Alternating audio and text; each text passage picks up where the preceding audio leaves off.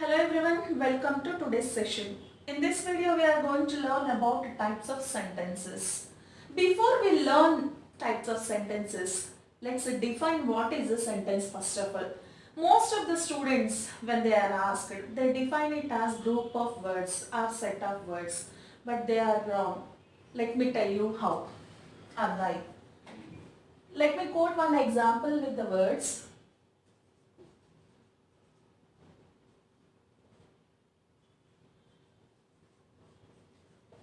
I have taken here four words. Blue is, sky, the. But still it can't be called as a sentence. Do we call it a sentence? Blue is, sky, the? No. Because though it's a set of words or group of words, it's not making any sense. So we can't call it as a sentence. Then I will write another sentence by arranging them, rearranging them in a proper way.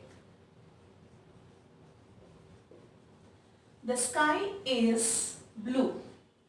Here in this statement also I have taken or used only these four words, but still it is said to be a sentence because it's making a sense. So the definition of this sentence is nothing but a group of words that makes a complete sense. So we need to stress on this part. A group of words that makes complete sense is called sentence. So this is right and this is wrong. Then we will discuss two more characteristics of a sentence. It should contain a subject and predicate. What is subject and what is predicate? Whenever we take a sentence, definitely there will be a subject. So in the first example, I read a book. So here who read it? I. That means this is the doer of the action. It is said to be subject here. And other than subject, whatever the words are there or clause, whatever it is, we call this as predicate. So this sentence has subject plus predicate. Let me take second example. Submit your homework. Here the subject is not mentioned here. Who needs to submit? You. So it is assumed that you submit your homework. Though it is not mentioned, but still it can be assumed. So here also this sentence has a subject plus predicate. Next, another feature or another characteristics of the sentence is it should convey proper meaning. Proper meaning in the sense here, we already discussed it should make complete sense, it should make sense. Then it should convey some expression, it should either make a statement, it should make an affirmation, or it should be used to ask a question, or it can be used to give a command, or it can be used to make a request or suggestion, or even it can be used to make an exclamation.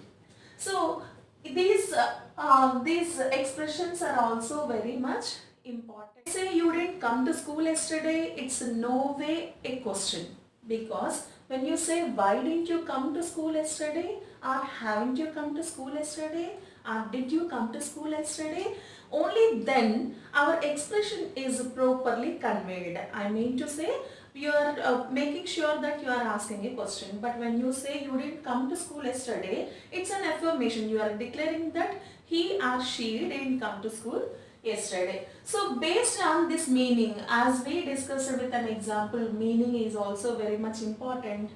Based on this meaning, the sentences are classified into.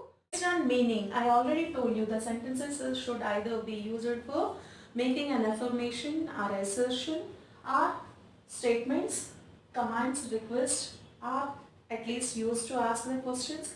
So likewise, based on that usage of the sentences, we have classified them into four types. The first type of sentence is declarative or assertive sentence. Means the sentences which are used to declare something or to make an assertion are called declarative or assertive sentences. One example I will give you here.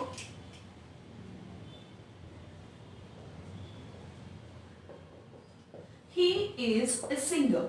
Here, this sentence is not used to make any question. It's just declaring something. I'm declaring that he is a singer. I'm making a simple statement. So this is said to be declarative or assertive sentences. Then coming to imperative sentences. What are imperative sentences? The sentences that are used to make commands, requests, orders or suggestions are said to be imperative sentences.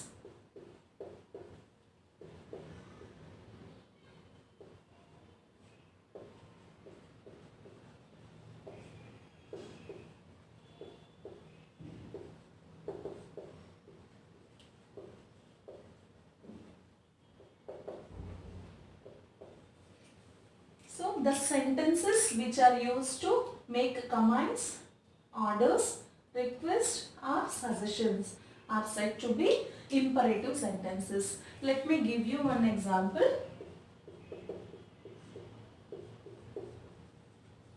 Please post this letter.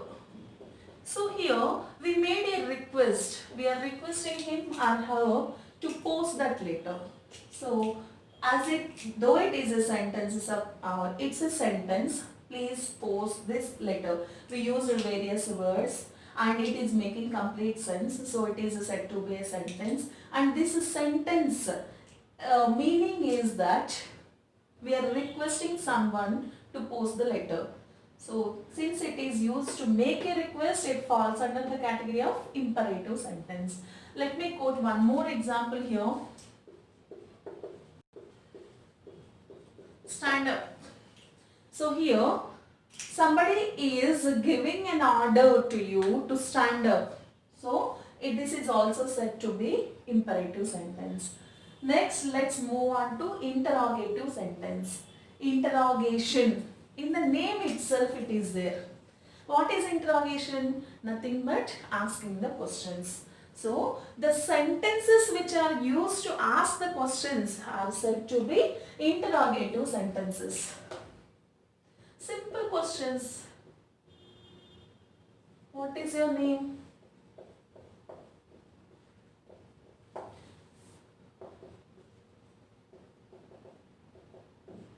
How old are you?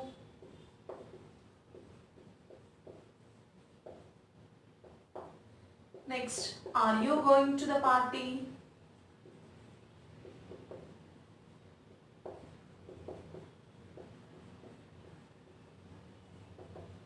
Here, if you notice, though all these three sentences are used to ask questions, let us see. What is your name? It's a question. How old are you? It's a question. Are you going to the party? It's a question.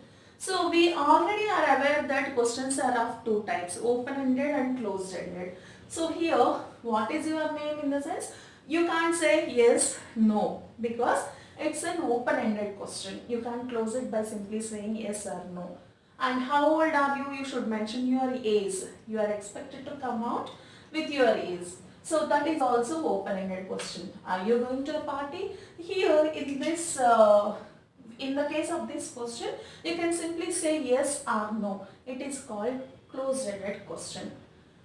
So interrogative sentences are never limited to either open-ended or closed-ended questions. It includes both the type of questions. How do we categorize or how do we identify open-ended and closed-ended questions?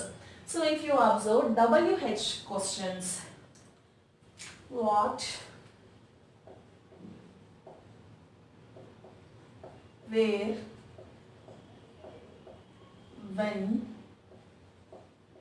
why, who, how.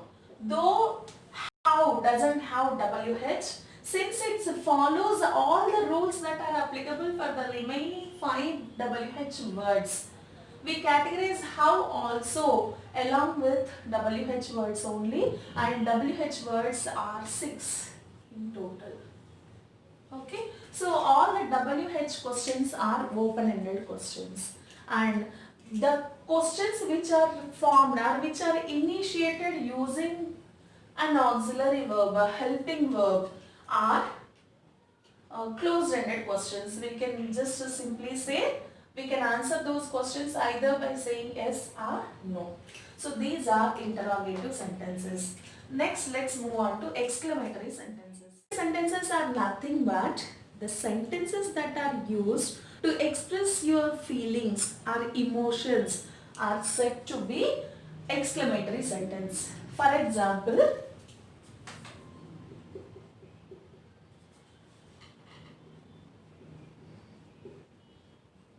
when I say how hot the coffee is,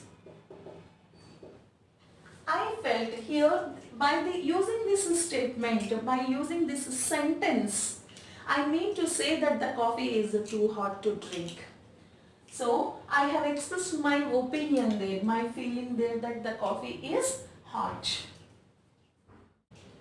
If we notice here, whereas in the first category of sentences, declarative or assertive sentences, all the declarative and assertive sentences end with a full stop.